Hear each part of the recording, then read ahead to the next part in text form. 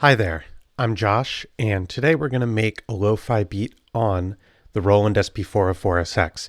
Now, there is a newer model, the Roland SP-404 Mark II, which I've put in an order for one. I hopefully will have it soon, but I don't have it yet. I do think that the SX, even though it is an older model, I still think it has a lot of potential in it.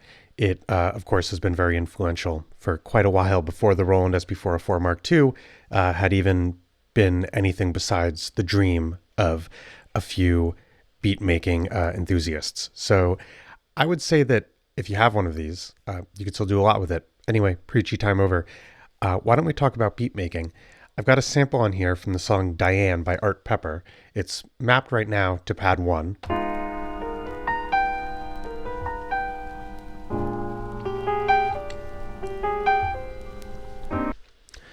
YouTube copyright, please be kind. And we're going to take that and turn it into a beat. I've also got some drum samples down here. And why don't we start by chopping up this sample? So if we listen to the sample again, there's that starting chord and then those arpeggios.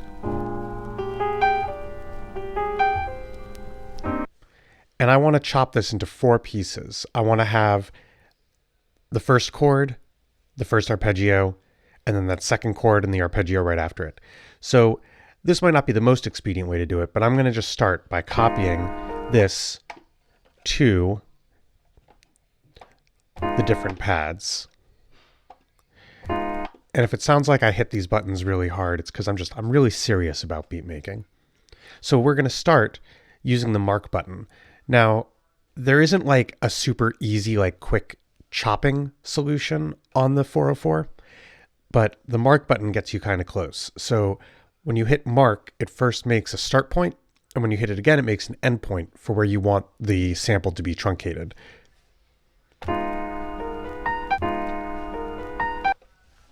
So I hit it at the beginning and at the end, and now when I play this, you can hear that it's been sliced down. I'm now going to start trimming. Oh, that's the level. I'm going to start trimming the end point. Perfect. And it occurs to me that I could probably get away with just cutting the arpeggio out of there instead of copying it at the start. By the way, even though, sometimes when I set out to make these, I sometimes second guess myself. I don't like to edit it out. I feel like it's just a part of the music making process to go, hey, I don't know if I like that idea, or maybe I didn't go about that the right way. So this time, instead of using the mark button, I'm going to use the start end level and just trim the starting point to cut out that first chord.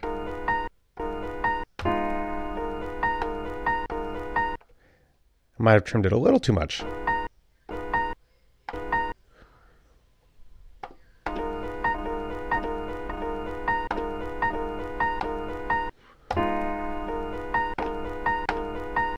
All right, perfect. So next we'll do the same thing for the second half of the sample.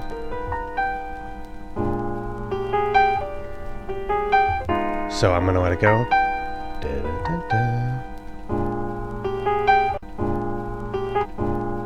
And we'll trim that.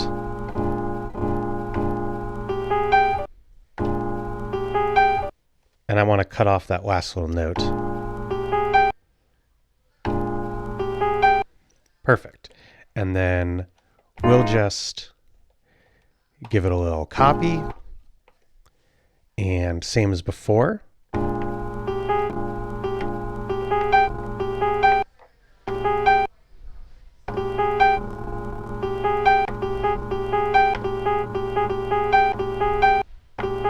Now you might notice that none of these samples are gated or in loop mode. If I put the gate on, when I let go, the sample stops, which I don't want for the next step we're going to do. So the 404SX has a pattern sequencer, but one method that people often use when they're making beats on here is called the resample method, and it involves this resample button, oddly enough. And the way it works is that the 404SX can record its own internal audio and then map that recording to a pad. So what I'm going to do is I'm going to hit resample and record. And these are my blank pads. And I'm going to record to we'll do pad 5. So I'll hit pad 5, I hit record, and now it's waiting for me to hit a pad before it starts resampling. So let's go.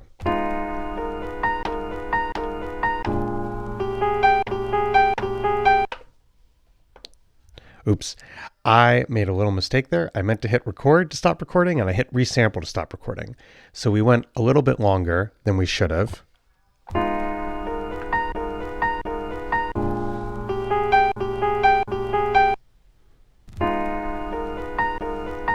So the only thing to do is to trim it. I guess we could also try resampling it.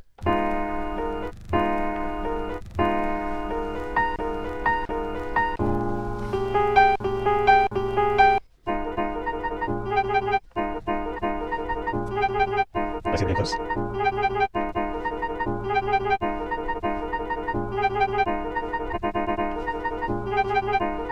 All right, and now we've got it so that it will loop. It is a little bit off, but I feel like that's fun. So once we've got a loop like that, with these drum sounds here, we can just kind of start finger drumming over it. So why don't we try adding something over top of that? Now I'm not an amazing finger drummer or anything, so I'm going to probably want to plan something out beforehand.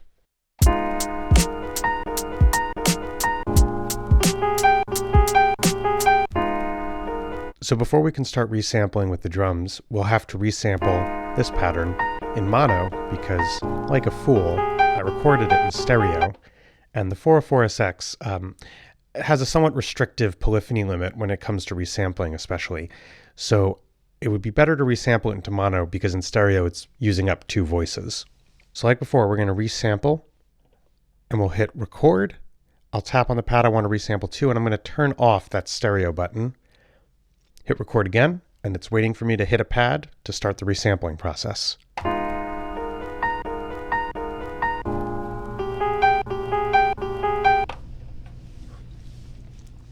And apologies if there's some background noise. The AC just came on. But now we should have a nice clean loop. I'm going to trim the end just a little bit and see if it will be a bit cleaner. Perfect. I'm going to delete that one. And now I'll copy this into here. This is more of just a thing for me of how I like to lay things out.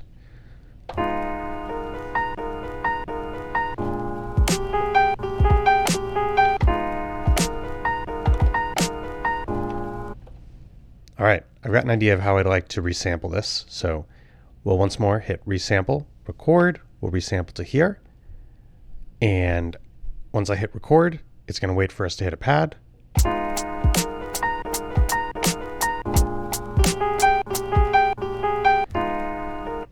And I messed up, but fortunately, the SP-404SX was made with a delete button.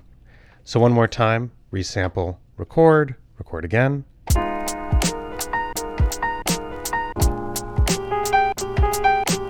And now if I tap that pad,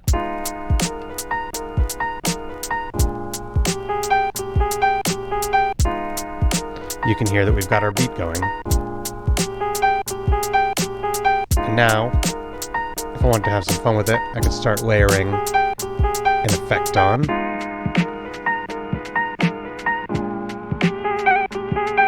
Ooh, that gets really wild.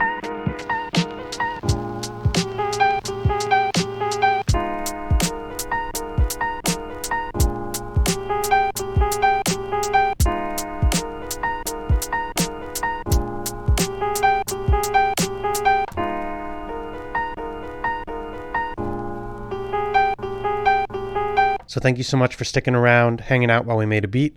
I hope you enjoyed it. If you did, please consider leaving a like if you haven't already, and also hitting subscribe if you haven't already, but no pressure.